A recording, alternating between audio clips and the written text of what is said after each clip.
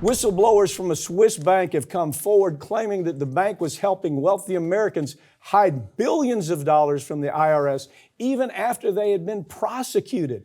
The bank was prosecuted just not a few years ago for doing the same thing. They're criminals. They don't look like criminals because they got this nice suit on. You know, they're dressed up in a suit. They got a white shirt. They got a tie on. So they don't look like criminals. They're absolutely criminals. Pick it up from there. Yeah, so what these whistleblowers have come forward telling us, and this is a Credit Suisse, which is now not even a bank. UBS basically bought them out after they had failed repeatedly and got bailed out by, the Swiss government. But these whistleblowers said, listen, under United States government sanctions, we were put under these strict orders. You couldn't do this. You couldn't have these accounts. You couldn't hide money.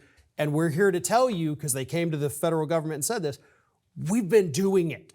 We have all of these documents. We have evidence that we've been destroying documents. We've been hiding all of this. They've been telling us to hide it. They've been putting quotas on us for how many people's accounts we had to sign up.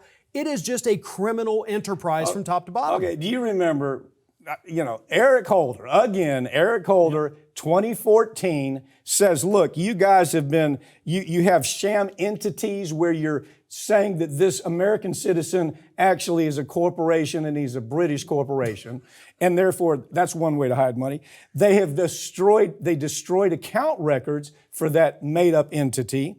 They actually hand delivered cash in America. They would show up in Miami and with boxes of cash for this person that they're trying to squirrel away from paying taxes. They changed nationalities for people. That's what this bank did. Now, that's what Eric Holder found them doing in 2014. You know what? Nobody went to prison. Just like Eric Holder on HSBC, where we found the banks were washing money for terrorists that were killing American soldiers and American contractors. 16 pages where they admit doing that. Eric Holder throws nobody in prison, and that's why this is happening again. Yeah, absolutely. I mean, if these executives had been walked away in handcuffs, if they were in orange jumpsuits picking up trash on the side of the road, the next CEO is not going to do this same crap. But because they know, okay, we can make X amount of money before we get caught. When we get caught, we will have to pay out this amount. So we'll make a profit of, whatever X over Y.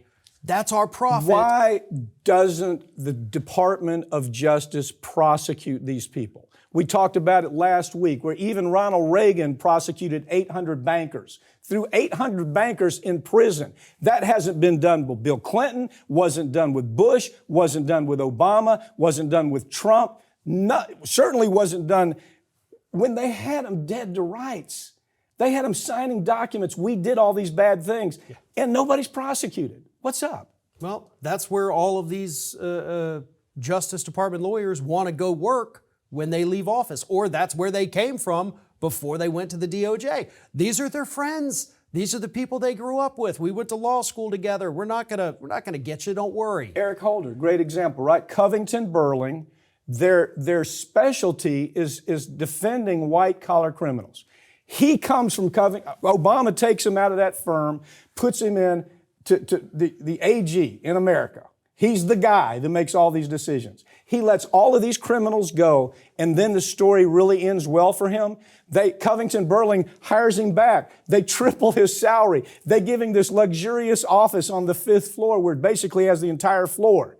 That's the payoff for not prosecuting, right? Yep, and that's where he came from. That's where he returned to as soon as he retired. And that's what we see, because we're not picking attorneys general who come from, your firm. Hell, this country would be a much different place if we did. We'd see a lot more people in jail. But we're getting the corporate defense lawyers who made their fortunes defending these people, and they continue it once they get power. Yeah.